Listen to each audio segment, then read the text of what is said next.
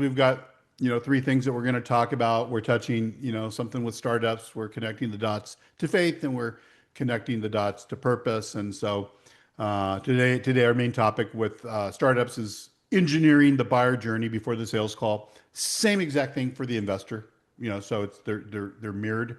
And then the faith topic is, follow up is stewardship, not pressure, but I think, it's uncomfortable for a lot of people.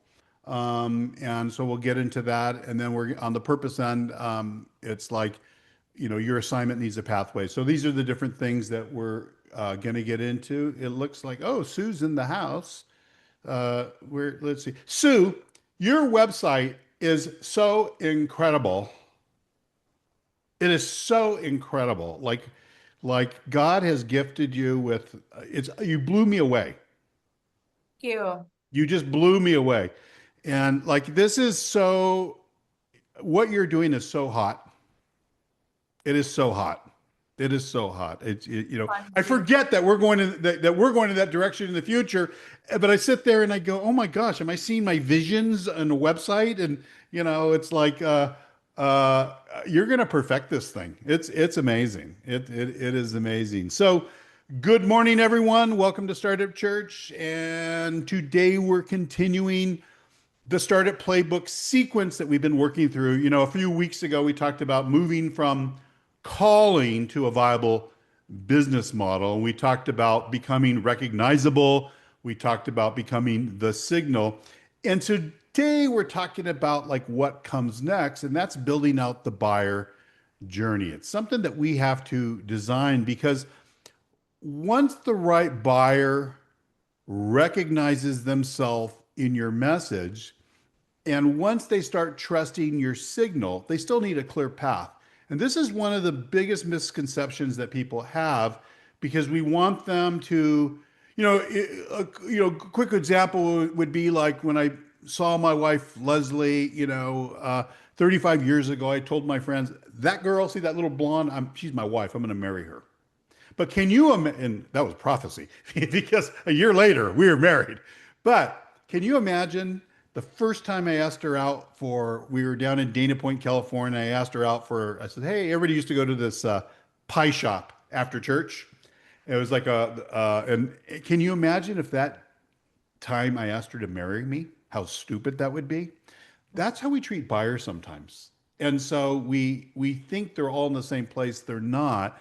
And so once the right buyer, circle the word right. By the way, once everybody's in, Christian's going to share the PDF. Rick Campos, good to see you, my brother.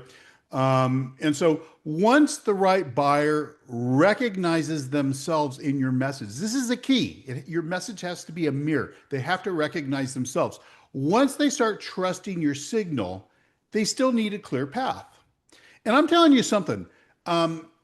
If nobody showed up for today's call, I would still preach this message because it's for me.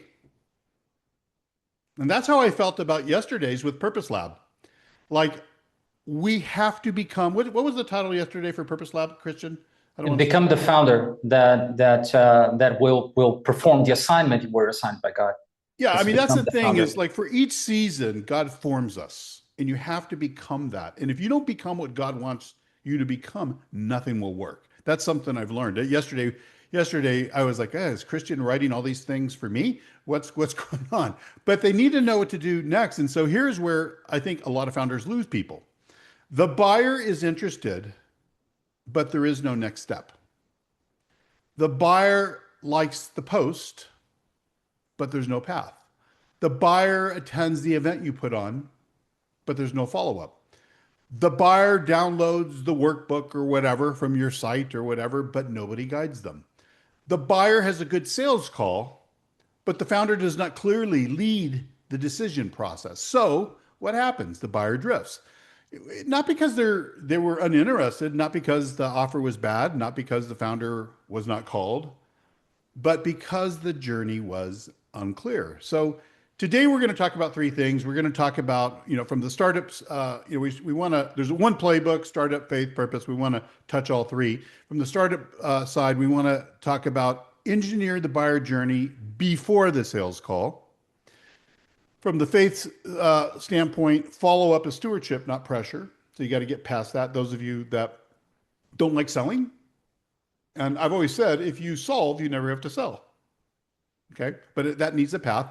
And purpose, your assignment needs a pathway. And like we've been doing, I'm not going to monologue for the entire hour. I'm going to teach for about 10 minutes, and then I'm going to pass it to Christian for his take, and then we bring it to the room for yours. So be ready. We might call on you. We might ask where your buyer journey, where do you think it's breaking down right now? We might ask, where do you think, who do you need to follow up with?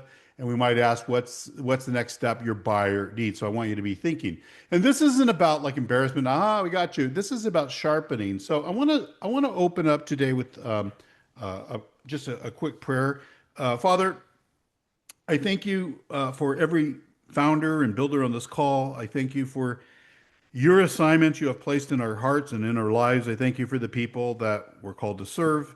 And so I ask that today that you give us clarity and you show us where the people who you've called us to serve, the buyers, are getting stuck. And you show us where we have made the path confusing.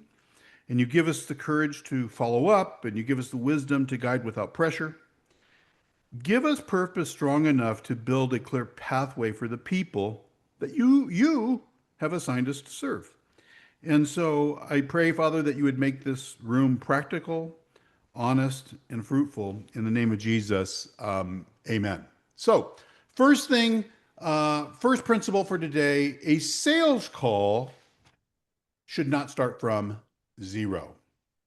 A lot of founders treat every sales conversation like the first moment of the buyer journey. They meet someone, they pitch to somebody, they explain, they educate. They try to answer every objection, and they try to create trust in 30 minutes. They try to create urgency in one conversation. And then they wonder why the buyer doesn't move. But the problem is not always the sales call. Sometimes the problem is what did not happen before the sales call. That's the key. The buyer was not educated. The buyer did not understand the problem deeply enough. The buyer did not trust the founder yet.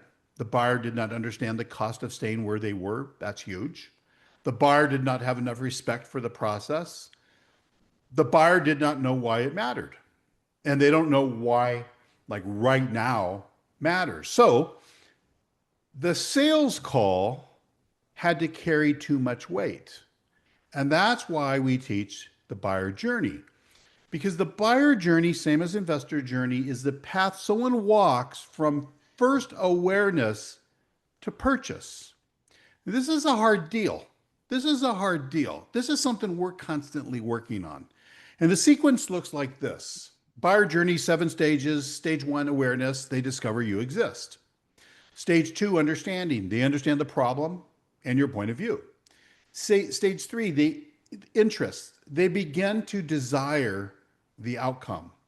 4, respect. They see your wisdom, your standards, your expertise. 5, they trust you. They begin to believe your process can help them. And then there's buy-in that follows that. The value logic makes sense. And the last thing is timing. The problem becomes urgent enough to act. And so most founders want to jump from awareness to purchase, but buyers really, they just don't move that way. They need a path. And so if you don't build the path, the buyer has to guess. They have to guess what you do. They have to guess who it is for. They have to guess whether the problem is urgent. They have to guess why your approach matters. They have to guess what to do next. So here's the rule. Do not make your buyers guess. Do not make them guess the problem. Do not make them guess the value. Do not make them guess the next step. Do not make them guess whether they're a fit. Do not make them guess how to move forward, because a confused buyer doesn't buy. A buyer without a next step does not move. A buyer who has to work too hard will usually just disappear. So the founder has to engineer the journey. And for those of you that don't want to sell, that does not mean manipulation. That does not mean pressure. It means service. It means we understand where the buyer is and help them take the next right step.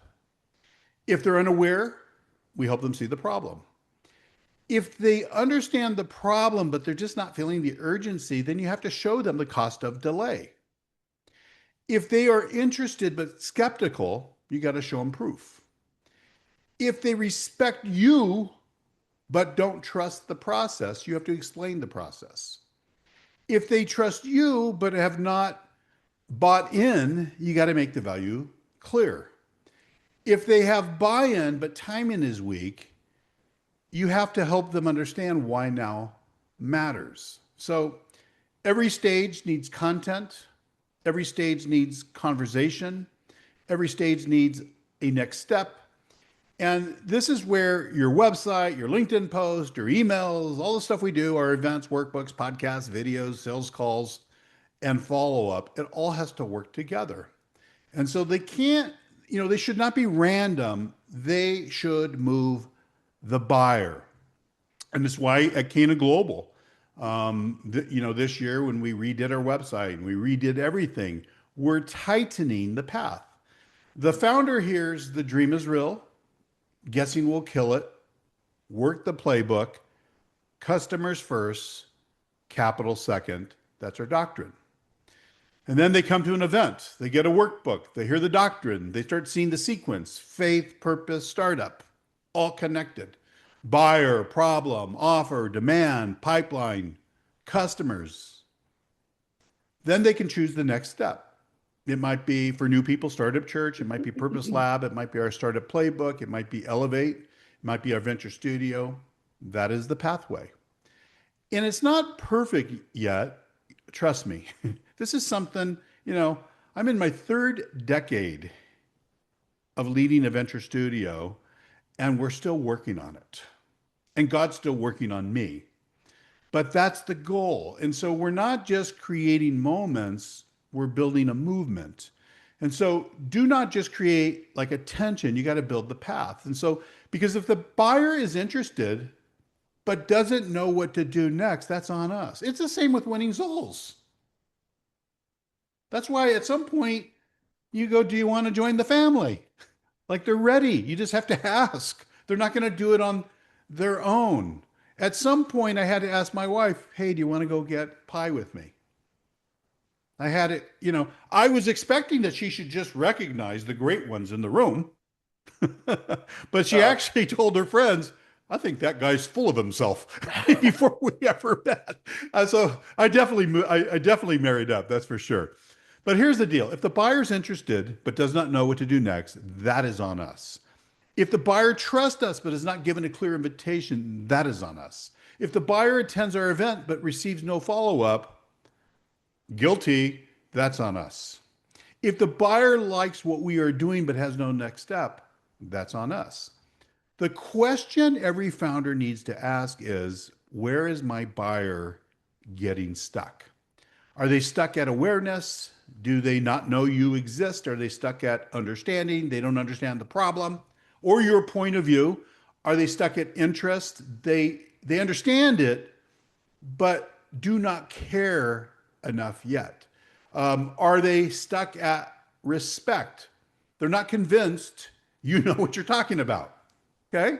Are they stuck at trust? They respect you, but do not trust your process. Are they stuck at buy-in? They like it, but the value logic is unclear. Or are they stuck at timing? They agree, just not now.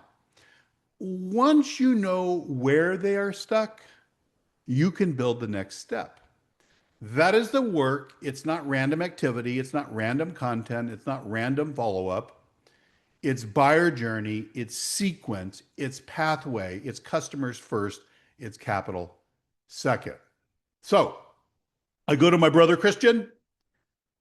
As you're working through this, and I saw you in my notes early this morning, I was up very early, and I saw your thing there. You're looking at my notes. What's your take, Christian, on all this? Where do you see founders break down in the buyer journey? Clarity, courage, consistency, a follow up, or is there something deeper happening in the founder? And from a founder formation perspective, which I believe, said this yesterday at Purpose Lab, most of this stuff, when something's not working, God's still forming me and nothing will work. Not a thing I do will work until I surrender to him. Yep. This is something I've learned. And then once I make the surrender, all of a sudden, it's like when Jesus told the disciples after they had fished all day and we've already done this and washed their nets, and he gave them instructions. It would have been easy for them to be disobedient. But once they were obedient, what happened? So we all know that story. And so go for it, Christian. What's your take on all this? I think that the first thing is clarity. If it's a new founder or putting together a new business, and you go through, say for example, Lean Business Canvas, it's easy to get lost. It's easy to fill out the Lean Business Canvas or even the buyer journey with interrogation marks, because it is hard. So you're guessing. So you got to admit. But I think that one of the things from this list, clarity, courage, consistency, or follow-up, it should be consistency. Because I remember, I think it was Steve Jobs who said that it's not what makes a successful entrepreneur is not a successful business, it's not IQ and it's not capacity, it's not resume. It's just people have to be doing that consistently. And also, not only that, but the endurance, because once things stop working, people just freak out and they just go into, I don't know, pivot mode. They don't want to crack the code. They don't want to, face their shortcomings as founders, especially solo founders. It's hard when you have a partner, but it's even harder when you are alone, when there's no one to check you, like, hey, like elbow you. Hey, come on, you should not do that. You should do this. So I think first clarity, I would say. And I would say second, it's consistency, because we've seen people like pivoting every 15 days. Like if you do the work like just 30 minutes a day on your business, one single stuff, you're gonna get so good at it. And not just tweaking the hero. I'm saying things that really move the needle, because it's wishy-washy. You cannot be wishy-washy unless you don't want revenue. And from a founder formation perspective, this goes back to reading Flawed but Faithful again. And I'm reading all these guys. Just, oh my God. So I'm thinking, why should God? Why did God choose some people, not other people? And I think it all comes down to obedience, because you can be aware of about your shortcomings. You can be aware about where you are, things are not working, where you should improve, but then you don't take the step because you're not obedient. Because for some reason you don't want to take the step. You're just a rebel. It could be you're a contrarian. You just want to do things your own way. It doesn't matter the case, but the thing is that if you have an assignment, you just have to be faithful to that assignment, even before you know the entire assignment. And if your business is following an assignment from a founder formation perspective, you got to be obedient. You just have to be obedient. You don't know how to do it, God will show you. God will present people who's going to show you how to do it. You don't have to be afraid of anything, because people are afraid of not being qualified, of not being good enough. And there's one thing I've learned with this journey with God. It doesn't matter. Your resume doesn't matter. He's going to qualify you. But you have to be obedient. You have to go and be there and take correction, take direction, be open and surrender, because you don't know. Oh, that's my take. That's it. No, I think that's good. I mean, this morning I was responding to somebody's post on LinkedIn, and I thought, well, one thing I've learned is just never quit. I mean, just never quit.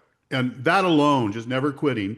But then you got to crack code. So you got to crack the code. And anytime, I was telling Christian earlier today, I says, when we do something new and I face the entrepreneurial mountain, I expect the entrepreneurial mountain to roll out a red carpet for me. Yeah, red carpet. Yeah, Yeah. this way, Or Gerald. say, Yeah, oh my God, please. here comes Gerald Duran. Let's give him an escalator or an elevator. Look at all his. But you know what it does? It says, this time I'm going to take you out. Look, it's like Indiana Jones. Gonna have a boulder coming your direction. Just So when something's not working, and every time we're doing something new, there's always something not working, right? What I've learned to do is just surrender. Is just go to God and say, I don't know what I'm doing. I don't know what I'm doing. If I knew what I was doing, this would be working. What am I doing wrong? And like, I don't have to get into like defending what's not working. I think that's the thing that we do. You see that with like, I'm not playing golf anymore, but I used to play every morning, and you see people who are lousy at golf. They're always defending their lousy swing. I don't know why. And you see a lot of entrepreneurs doing that, like no revenue, but they're defending what they're doing. And it's like at some point you just have to, I think the right attitude is going to God. I don't know what I'm doing, obviously. I surrender. Show me. Is it something, is it founder formation? Are you waiting on me?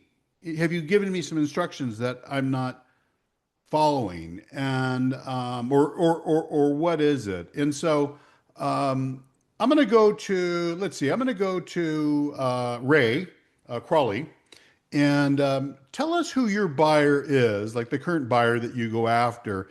And where do you see them getting stuck right now? Where do you see a lot of buyers getting stuck in the journey, and you have to really help them move to the next step? Can you hear me okay? Yes, sir. I'm just in a coffee shop, so it might be a Oh, bit noisy. okay. Yeah, it's so I've actually I've pivoted, but I've actually so make a long story short, I've started another sort of service, another whole business because I'm crazy, and so I still have my main deep tech startup, and then I basically what I've done is wrap my experience in investor relations and corporate development and have wrapped that into new agentic AI services for investor relations and corporate development. So offering things like automated telephone, automated email, SMS texting, and we have web chat for public companies. So who's your And customer? so public companies, And basically. then the buyer, who's the buyer inside those companies? Typically, the decision maker would be a VP of investor relations or the CEO. Okay. And where do you think, and maybe it's too early, but where do you think they're likely to get stuck? I think understanding it, Okay. and Good. like some of them think, I think a lot of them think of just kind of like web chat, web bot, not really understanding how it's a cohesive system based on one knowledge base. So it, I just started this in the last few weeks, so this is a fairly new project, but Yeah. it's yeah, I think that people are getting hung up on that, and then also I think because it's such a new thing, it's kind of like that trust thing where it's like, I don't fully trust AI. I don't fully trust, especially not with capital markets and compliance and all these things. So there's definitely a trust factor there. Um, but yeah, these are all like these things that you were explaining earlier with the buyer journey, the path and stuff. These are all really helpful for me right now, especially. So it's Yeah, really timely. it's because I think we have internal language that we use, and a lot of times we're speaking in internal language, and external people don't know what we're talking about. Like I've noticed that in pitches a lot. Like people are using their internal language, and here I've been, in running a venture studio for 3 decades, and I don't know what the heck they're talking about because they're using all this flowery, like industry language, but I just don't know what they're talking about. They've lost me. And it's like, you know, if you have a meeting with Google and they have Google language, or you go meet the Microsoft people, you need the Microsoft decoder book to even understand like what they're saying. And in tech, you know, we do that a lot. Um, There's just so many acronyms that exist. yeah, there It's- really is. And, you know, one of the reasons why in this latest iteration of a startup playbook, what we noticed, like in our incubator, if you didn't do the work that week, probably you're going to get left behind. That's what we noticed with incubator. And so we said, okay, how do we solve this? So when we came up with playbook, our next challenge was, how do we eliminate all guessing? Let's build in enough exercises and questions and testing where it's almost impossible for somebody to get lost. And that's, you know, our next iteration of it is going to be where you're forced to put your answers in the machine, and then the machine corrects you, and that's, but we're not quite there yet. But that's what we're trying to do, because we're trying to stop the guessing. And a lot of times, you know, in the venture studio, it's easy for me to see the problem. It's easy for me to see the problem. I've been doing this for so long, but it's, you know, you don't have that kind of one-on-one thing in incubator, and you don't certainly don't have it in the playbook. So you got to have this thing that could spread out to a lot of different people.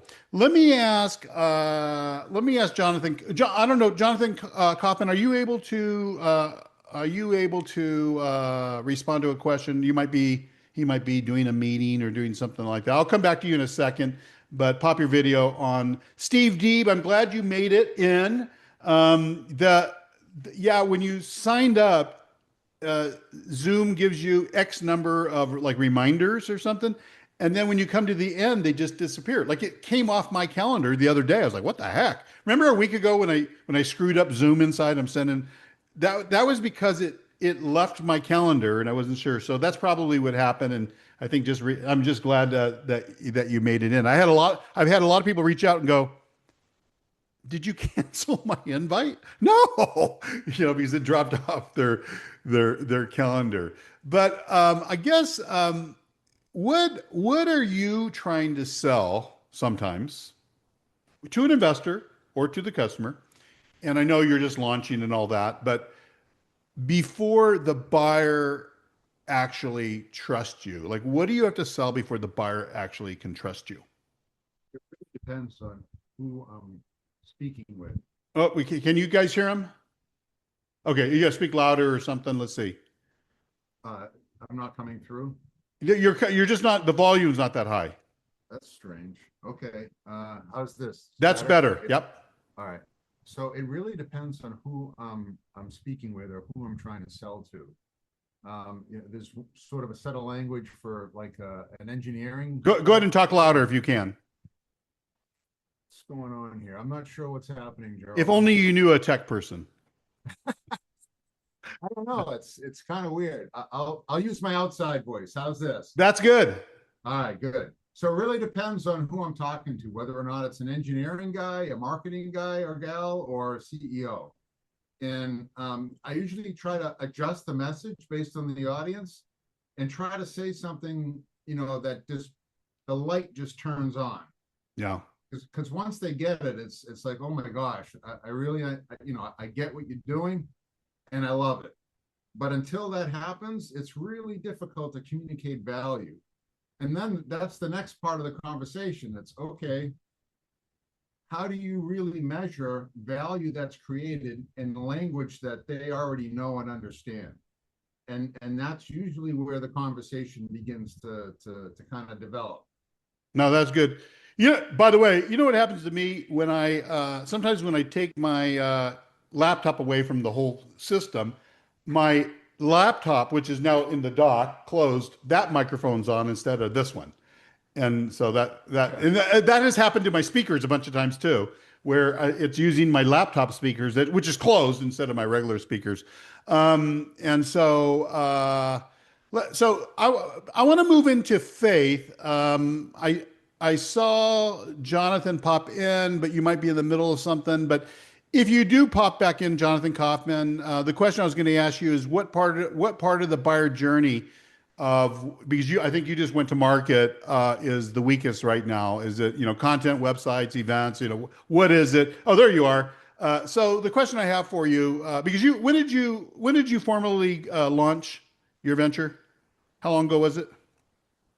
Probably about a month ago. About a month ago. So right now, when you look at the entire buyer journey, what's the part of it that's the weakest right now that you're focused on? Um, it's a good question. We've been we reached out to the organization that governs RV inspections in the States. They've had a few requirements for what they would need to meet their specs, and so we're in the process of kind of redesigning some of those right now. So as far as buyer journey, I'd probably say it's the initial step right now, because we're not doing marketing to individual inspectors. We're more catering it toward the industry specialists. It's probably that first step, because I'm not pursuing that right now. Okay. So they become aware. Do they get it? Do they understand like what you're doing right away, or is it something you have to kind of explain to them? Yeah. When I'm on the phone to them and I just say we have an RV inspection software that's purpose built, it immediately clicks. They immediately know what I'm talking about. That's they good. connect with it. That's good. All right. Appreciate that. Definitely. Let's talk about faith, because I believe this is where a lot of faith-driven founders get uncomfortable. We really do. And what I have, at least with myself, when I've tried everything and it's not working, usually it's a faith problem with it. Usually it's in the faith realm. There's something in my faith life. That's why these things are connected, that God's working on me, but usually I haven't been obedient. Or like he's told me 10 times, but I'm not really listening. Like I've said, okay, yeah, I'll get to that. Okay, yeah, I'll get to that. Oh, and like he's like, no, you don't understand. Like I'm forming you. You're going to have to become a different person for this new startup. Like you're going to have to move to a higher level. It's okay that you're flawed but faithful. That's fine. But for this assignment, you're going to have to come up here. And a lot of times, it's just easy for me to resist. So, you think about even like follow-up, sales, invitations, clear next steps, asking somebody to make a decision, especially there, a lot of founders struggle. And it's not because they don't believe in the work, and it's not because they don't care about the buyer, but it's because they don't want to feel pushy. Now, for some of you, it comes really easy. You're pushy. But for a lot of people, you're not pushy, and you don't need to become pushy, but you need to elevate into something else.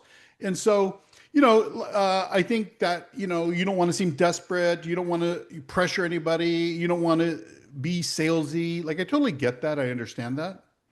I don't like manipulation either. I don't like hype. I don't like pressure tactics. I mean, when a salesperson does that with me, it's such a turnoff. I can't stand it. I don't like fake urgency. I don't like sales behavior that treats people like transactions. I hate that. And but we need to make a distinction, because pressure manipulates, but stewardship serves. So pressure is about getting something from the buyer, but stewardship is about helping the buyer take the right next step. And so I think pressure ignores the buyer situation, but stewardship listens. Do you see the difference? Pressure rushes the decision, but stewardship clarifies the decision. Pressure creates this anxiety, but stewardship creates understanding. So pressure is about your need, but stewardship is different. It's about their next step. So if somebody has shown interest and we don't follow up, that may not be humility. That might be fear.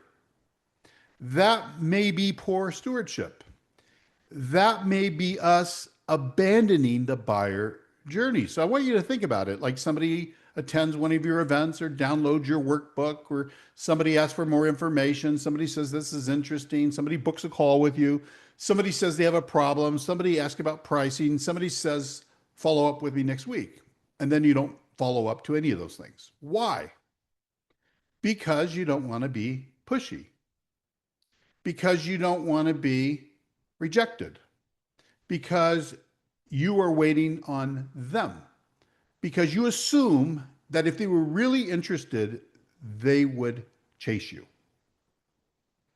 And I think that that's not strategy, that's avoidance. And so faith-driven founders need to learn the difference between pressure and faithful follow-up. And I think in ministry, this is easy to see when it's done right and when it's not done right, but we have to bring that into our businesses. And Colossians 4, 5, and 6 really spells this out. It says, be wise in the way you act towards outsiders. Make the most of every opportunity. Let your conversation be always full of grace and seasoned with salt. And so we got to make the most of every opportunity. We got to be full of grace. We got to be seasoned with salt. That is follow up. It's full of grace and wisdom. It's not pressure. It's not panic. It's not manipulation. It's not begging. But it's also not passivity. It's also just like doing nothing. So grace does not mean silence. Wisdom does not mean hiding. If there's an opportunity to serve, follow up. If there's an interest, follow up. If there's confusion, follow up. If there's a next clear step, make it clear. Sue, yes, ma'am. I've just found that overall, I think there is a real negative connotation to sales. Yeah. And that's because that, there have been a lot of manipulative people. But the other thing is, I think, is that if we're judging negatively sales and then we have to start doing it, Yeah. internal conflict, right? Because we don't want to be associated with what we consider to be, not good people. So what I've done is just kind of think it through for myself, like, what is the goal of me talking about my solution versus like helping people, like just talking it through that. And really what I've come down to is that good salespeople, right, are excellent communicators. They're good listeners. They ask good questions. Like if it can kind of demystify that sense of like, I have to force something on somebody and break it down into, I just want to have a good conversation, right? Might help as well. Take No, away. that's good. No, I don't know if that's helpful to anybody. It is, because what you're saying leads me into Proverbs 18:13, which is saying the same thing. Proverbs 18:13 says, to answer before listening, that is folly and shame. I mean, this is what you're saying. So follow-up must listen. You don't just send, are you ready to buy? You ask, what stood out? Why are you still unclear? What problem are you trying to solve right now? What would make this worth adding on? What would need to be true for this to be a good fit? Who else needs to be part of the conversation? What would make the timing right? I think that kind of follow-up serves the buyer. It helps them think, it helps them clarify, it helps them discern, and it helps them take the next right step. It doesn't feel, when you're with somebody like that, it doesn't feel like you're being sold to. And that's what I love. I love to buy. I love to buy. I'm a buyer, but I hate to get sold. And so Ecclesiastes 11:6 says, I love this, sow your seed in the morning, and at evening, let your hands not be idle. Folks, that is founder language. We keep sowing, we keep serving, we keep teaching, we keep inviting, we keep following up, we keep making the next step clear. And it's not with desperation, it's with faithfulness. You notice how God doesn't just like throw out the offer one time, and then if we don't answer the way he wants, never talk to us again. It's always, and you watch what Jesus did, and it's the same thing. I've always loved the farmer. I've always loved the farmer. The farmer does not sow one seed and then quit. The farmer cannot have one conversation. The founder, rather, cannot have one conversation and then disappear. And so there's a rhythm to this. It's in our content. It's in our conversations. It's in our invitations. It's in our follow-up. It's in our clarifications. It's in our decisions. It's in our next steps. And This is not unscriptural. This is discipline. This is exactly what Galatians 6:9 says. It says, let us not become weary in doing good, for at the proper time we will reap a harvest if we do not give up. And that's the key, I think, with just never quitting. You just learn. And so do not become weary in doing good. Follow up is part of doing good. When your offer genuinely helps people. So if you believe your work solves a real problem, then follow up isn't begging, it's service. If you believe your work creates value, then follow up is not pressure, it's stewardship. If you believe God gave you something that could help people, then hiding behind silence is not noble. And here's the deal, it may be disobedience dressed up as humility. Christian, what's your take on all this? You're on mute, sir. There you are. Sorry, I was talking to myself. Yeah, now I'm muted. Yeah, you know what I've been thinking? I think once we make everything about ourselves, that's when we install fear. Thinking about follow-up, say, for example, because we make it about ourselves, we are afraid of something. And we install fear of the rejection, fear of looking salesy, fear of, I don't know, losing the customer, the prospect, fear of, hearing no, what am I going to do? So instead of following up, we just disappear because we're making it about ourselves. If someone has shown you the interest, following up is just service. That's it. It's just service. I once heard this. Sales is simply the transfer of enthusiasm. Because you're excited about, I can't solve your problem. That's it. The entrepreneur feels like excited, like I want to solve. You're excited because you genuinely believe that you can solve someone else's problem. But that enthusiasm should come through, of course, but never in a way that pressures them to feel the same. Because they're on a buyer journey. So they're not right now yet excited about you. They're just getting to know you. It's like, yeah, you always talk about, you got a girlfriend, and then you're going to propose on the first meeting. It's like, you were excited, but she's like, oh my God, that's creepy. Then you don't do that, of course. So my job is not to convince anyone. But once I make it about myself and we make it about ourselves, then we install fear. And if they say yes, great. If they say no, that's okay. Another thing I've learned is that we fear objections.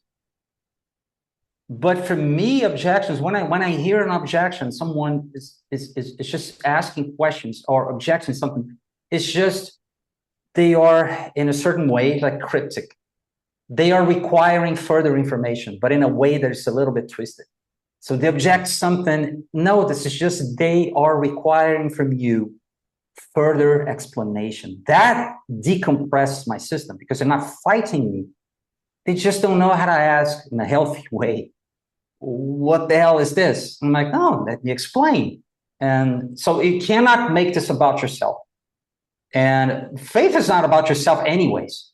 It's about serving anyway. It's about trusting. It's about abide, obey, and trust. That's it. So yeah, that's my 2 cents. It's interesting. I was thinking back when, not with CanaGlobal, but with RPM Strategic, our first venture studio, we would only bring like 2 or 3 companies a year into our portfolio. So it wasn't like we were selling all the time, but the way that it would happen would be, I'd get in a conversation, usually, a phone call. And I would say, well, if you want, let me fly out. Let's spend 2 days together and let's just hallucinate. Let's just whiteboard together. And I'm a geek with that.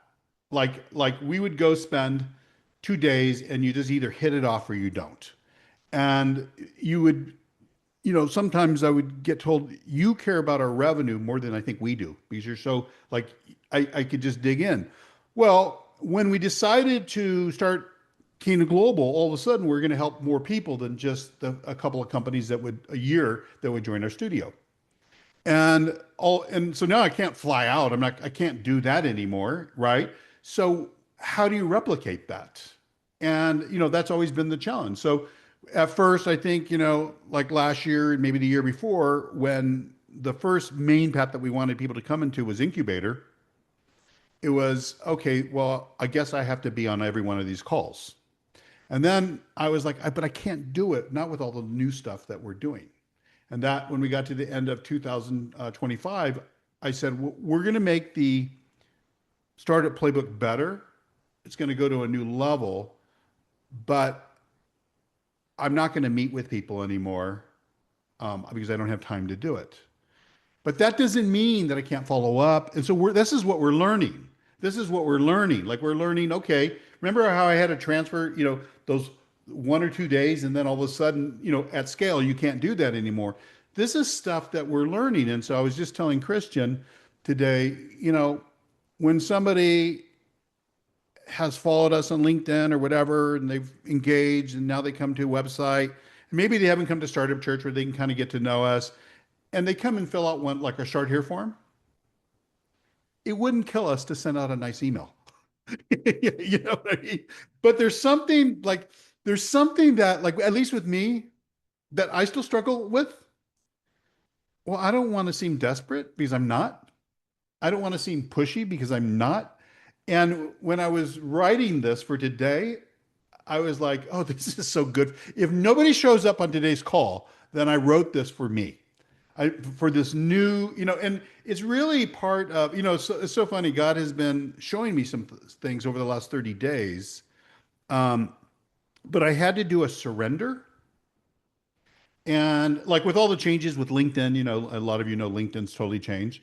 And I was at a place where I was like, I don't know what the crap I'm doing on LinkedIn anymore because it changes. So then I decide, well, I could sit and complain about it, or I could follow or I could do what people who make no money say, or I could decide to crack the code. And part of cracking the code is just going to God first and saying, I surrender. What do I have to change? And oh my God, the clarity comes in so clear. I want to hear from somebody. It's interesting. Let me hit this one. We're always dogging pivots, but not all pivots are bad. Pivots are good. There's a reason to have pivots. It's just people pivot so easy. Sometimes God gives somebody something to do where they learn all kinds of stuff, and then so Ray, you talked about this today, but maybe and then all of a sudden God shows you something unexpected, a new path, and it may not even be anything that you were that interested in. And then all of a sudden, like the fish start jumping in your boat, and you go, and it starts to make sense. Oh, and you have to surrender to kind of get it. Has anybody experienced that that's willing to talk about it? Sue, tell us about, I think what you're doing is amazing, but tell us about it. Well, I didn't think it was amazing in the beginning. And I would say that for me, and I think at times, I think God does use circumstances to redirect us. And it wasn't, and I know, Gerald, you say that often the doors that open aren't really ones we want to walk through. And that kind of was Usually, yeah. my journey. Yeah. And what was your question again? Well, what was it, like, okay, the things that you were doing before, and I don't know how public your new thing is, but the new thing is so amazing. It's so amazing. Well, and the old thing was very puzzling to me because I do have a really strong B2B background. I have it. You know that old stuff. You know it inside and out. And nothing was working to the point where like I had no money. Yeah. Right? Like, and out of desperation, I took a sales job, and it was honestly, I did not want it. I told God I did not want to do this, but it was the only choice I had, and I had to surrender. And it's still, and I, like, my first month, I did okay. The second month I did less because I really didn't want to do it. And I was resisting because it was not anything I imagined myself doing. And, but as I surrendered, my sales just started increasing. And And he's led me, because I've had to surrender and obey. But he's led me from something that I really didn't want to do, that it's now I'm seeing his wisdom and I'm like, oh, you are smarter than me. And I actually quite enjoy it. And which is kind of interesting. But yeah, like exactly. It's just And and you're it's launching this whole new company that is so brilliant. And because it's actually something, it's part of like what we're doing. One of the things that we're going to do, like farm to table, in our newest venture as we expand and in our small town startup towns. But like she always gives me glances of like, here's my website. She sent me one, just yesterday, I think, or today, or whenever I looked at it, it was just like, oh my God, like this is so hot. Like this is so hot. Can we buy your company today? I mean, this is so hot. But I could just see it like sometimes, even if you're doing everything right, when God wants you to go down a different path, he'll make sure that first thing you're doing, nothing's going to work. And that's where we just have to trust. Now, what's interesting is that, in that first thing, of course, you were learning all kinds of stuff too, just like we all do. But now I could see how that's going to pay off because that first thing really does the second thing. I want to get into purpose for a second in this last a few minutes that we have. Purpose, good example with you. So purpose is not just what you feel called to build. you know, Purpose is not just the burden. It's not just the dream. It's not just the big vision. Purpose has to become a pathway. And Sue, that's what you discovered. It was the path forward. And because if your assignment is real, people need a way to respond to it. If purpose without pathway stays inspirational, that's not enough. A purpose with pathway has to produce fruit. And so I think a lot of founders say, well, I want to help people. Well, good. Who? What's the problem? What's the first step? What happens after that? How do they know if they're a fit? What's the offer? What's the process? What's the outcome? What should they do next? These are the things that in New Playbook we make impossible for you to ignore. Impossible. Stacy Case, if you have a sales team or whatever, you should give them, I give them free access to, go in there. We're doing it ourselves. As we were creating all of this, we had AI make it bulletproof. We took our playbook and we said, how do we make this bulletproof? How do we make that bulletproof? And honestly, even like this workbook for today that I think Christians dropped, if we had to do that ourselves, I mean, we have the playbook, but it would have we wouldn't do it. Take too long. Now it's just going to AI and saying, hey, make around the topic we're teaching today, make a playbook. And boom, 5 seconds later, we have it. So, I want to emphasize Ephesians 2:10. It says, for we are God's handiwork, created in Christ to do the good works which God prepared in advance for us to do. So I bet you the Apostle Paul, who was Saul, never saw that coming. I mean, this is so interesting how God works. He chooses the foolish things of the world to confound the wise. So he takes somebody that's persecuting Christians and chooses him to pen most of the New Testament and to become this great apostle. I think you can go through all of them. You can go through Abraham, you can go through Moses, you can go through all these different people. But from the very beginning of the time, we're God's handiwork. And so it's prepared work. It's assigned works. It's not every work. It's not random work, and it's not scattered work. I think it's prepared work. And that means that your purpose has shape. Your assignment has boundaries, and your pathway should reflect that. And so the clear pathway protects the assignment. And without a pathway, everything feels like an opportunity.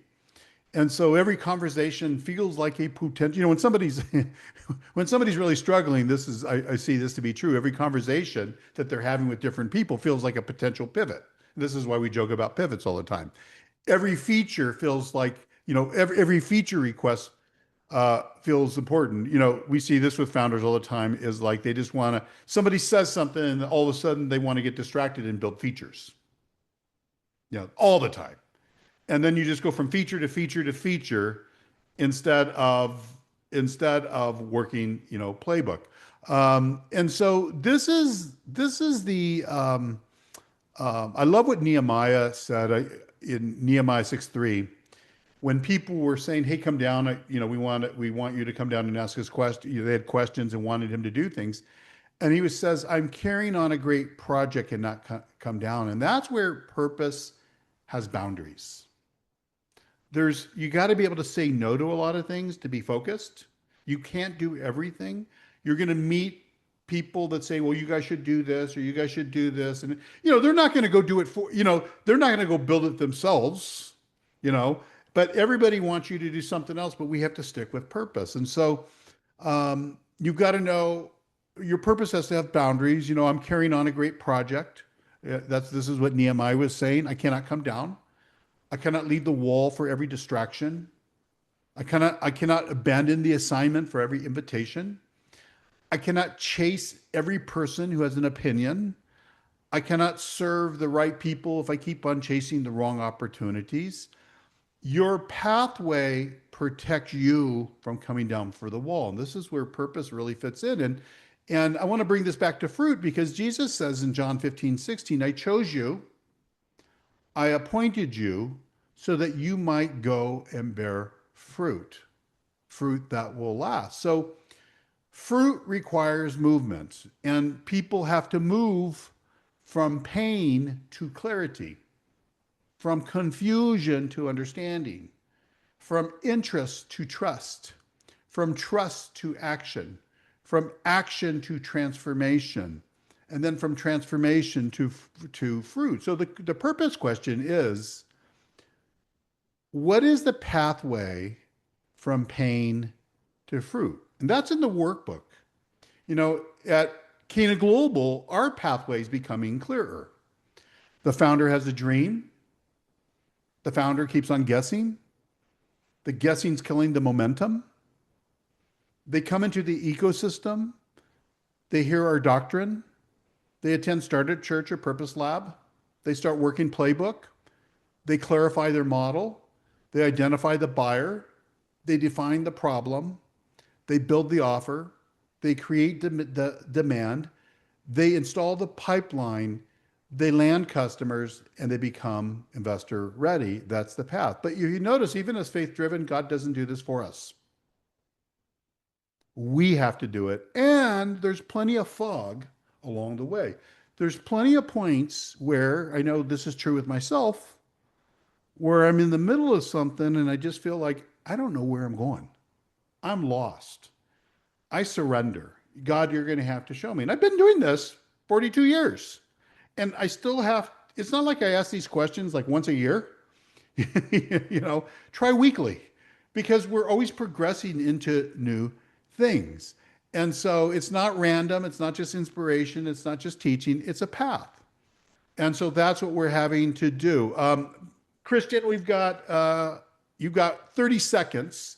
What's your take? I want you to summarize everything if you can. You got 30 seconds. Look, there's always this battle between follow your passion and follow your purpose. Follow your purpose. In the Numify, we say that people, they don't just need purpose. They need a pathway to discover the purpose, develop for it, and then deploy it. Because if you discover your purpose, but you don't develop yourself, equals nothing. And if you discover your purpose, you prepare yourself for it, but you don't deploy it because you're paralyzed, equals nothing. And a founder with just inspiration and no pathway becomes a 007. Zero traction, zero revenue, and 7 pivots. That's it. Your 30 seconds right there. That's good. You think about it. Moses had purpose, but he still had to walk the journey with all these people. Oh, yeah. And it wasn't easy. Let me close out with prayer, and then I've got some extra time. I'll open up the room if you have questions or anything. Father, thank you for this time that you give us every week. I'm thankful that, I don't know how long ago it was, but when you first gave me the instructions to do Startup Church, and I wasn't obedient for, I don't know, probably months, and then I finally did it, and it's really evolved. But I want to thank you for every founder and every assignment that is represented here, and we ask you to help us build clear pathways for the people we're called to serve, and to show us where our buyer journey is broken, and to show us where people are getting stuck, because you know everything and you're willing to give us all wisdom. You promised that in James 1:5, and that you would give us the courage to follow up, and you give us the wisdom to guide without pressure, and you give us the clarity to make the next step plain. I ask you to help us not chase every opportunity, but to stay faithful to the pathway that you've assigned us to build, and to let our work produce fruit that lasts, and to let our company serve real people and solve real problems that you want solved, and to create real value, and really that everything would just glorify you. And so you promised to do this, to establish every step and establish the work of our hands. And so I just ask, I would say that if I would to be bold enough to make a request for everyone here, that we invite you to come establish our steps and to establish our plans. And I pray this according to Mark 11:24, that when we pray believing that we've received it. So I'm receiving this in advance, and I hope that you guys receive it with me. But I pray all these things in the mighty name of Jesus Christ of Nazareth. Amen. Okay, open up the floor. If you got to go, if you got to jump, jump. And I'll see you next week. But I just want to make sure I didn't miss anybody. Anybody have any questions or anything that, or comments that you want to make? Go for it. You can have the room. Going once, going twice. All right. Have a wonderful, wonderful weekend. Steve, I'm glad you made it in. I was wondering, so I'm glad you made it in. See you guys next week. Adios. Always.